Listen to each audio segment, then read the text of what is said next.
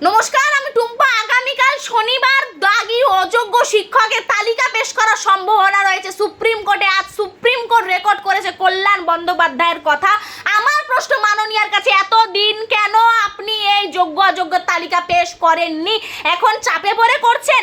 কি রহস্য রয়েছে? কোথায় লুকিয়ে রেখেছিলেন আপনি এই যোগ্য অযোগ্যদের তালিকা? আপনাকেই জবাব দিতে হবে। 26,000 শিক্ষক শিক্ষিকার জীবন খেয়ে, ভবিষ্যৎ গিলে খেয়ে আপনি বসে থাকবেন, তা তো হতে পারে না। তাদের মান সম্মান খেয়ে সমাজের কাছে বিশাল বড় একটা তাদের পিছনে আপনি কোশ্চেন মার্ক লাগিয়ে রেখেছেন, তা তো হতে পারে না। জবাব তো আপনাকে দিতেই হবে যে এতদিন এই যোগ্য অযোগ্যর তালিকা কোথায় ছিল, আর এর পিছনে কত বড় নোংরা রাজনীতি আপনার আছে, কি রহস্য আপনার আছে, এর উত্তর আপনাকে দিতে হবে। এতদিন যোগ্য অযোগ্যর তালিকা কোথায় ছিল? একজন শিক্ষক এখন আর আমাদের মধ্যে নেই এই মানসিক অশান্তির কারণে, সে আজকে পৃথিবী থেকে বিদায় নিয়েছে। এর জবাবদিহি তো আপনাকে করতে হবে।